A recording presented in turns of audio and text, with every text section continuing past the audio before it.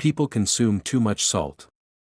WHO warns millions could die if action is not taken. A WHO report says limiting the amount of sodium in food could help save up to 7 million lives by 2030. By the end of the decade, 7 million people could die from salt-related illnesses if governments don't take urgent action to curb salt. This was warned by the World Health Organization in its report on Thursday. Its sponsors are calling on countries to introduce stricter regulations on the addition of sodium to foods, more clearly indicate its content on packaging, and raise public awareness of the health risks posed by eating large amounts of salty foods. Excessive sodium intake is a major risk factor for unhealthy diets and is responsible for 1.8 million deaths each year, said Francesco Branca, head of the WHO's Department of Nutrition, Health and Development. According to the World Health Organization, too much salt is one of the causes of cardiovascular disease, which kills about 17.9 million people every year. It can also lead to strokes and other serious illnesses that claim the lives of 5 million people worldwide every year. Branca noted that governments could save a lot of people by imposing mandatory limits on the amount of salt the food industry is allowed to add to processed foods. He also added that the bulk of the sodium that most Americans consume comes from these foods, and not from the salt they sprinkle on their food at home in the kitchen. It's really something that won't cost anything, Branca said. It's a simple intervention, but incredibly effective. Most people in the world consume about 10.8 grams of salt per day, which is more than double the level recommended by both the WHO and the Centers for Disease Control and Prevention, which recommend no more than a teaspoon of salt per day. Although it is an essential nutrient, sodium, which is 40% salt, constricts and thickens blood vessels. If more salt is retained in the body, it gradually raises blood pressure, says Graham McGregor, professor of cardiovascular medicine at Queen Mary University of London, who was not involved in the preparation of the report but advocates lower sodium intake. High blood pressure leads to strokes, heart attacks or heart failure, he said.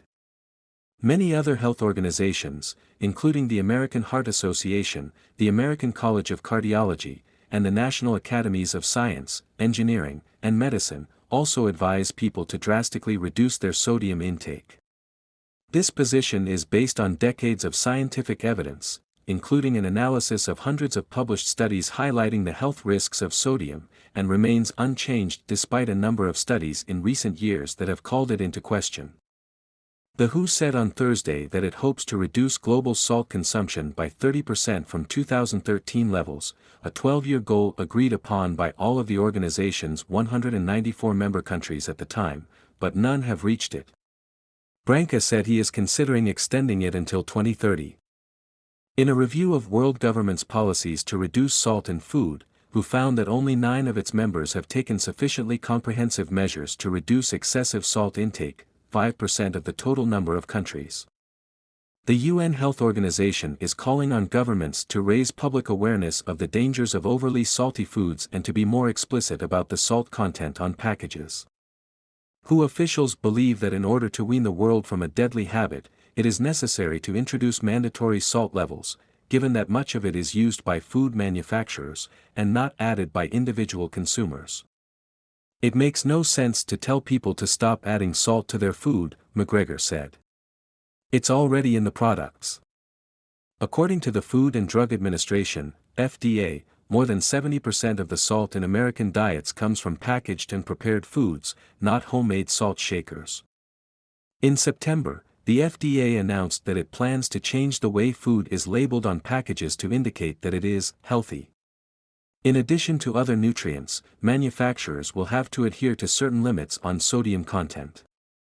In response, the Consumer Brands Association, which represents 1,700 major companies including General Mills and Pepsi, said the proposed legislation was overly restrictive and proposed revising nutrient thresholds and slightly increasing sugar and sodium limits.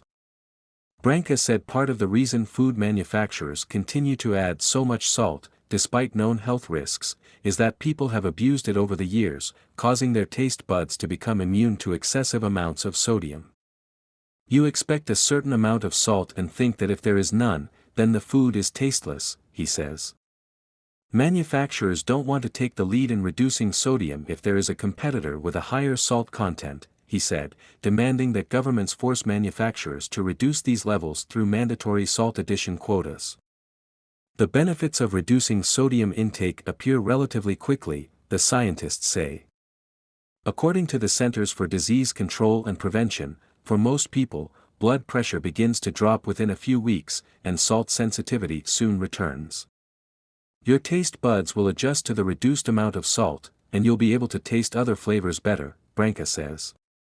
In his opinion, your food can become even tastier.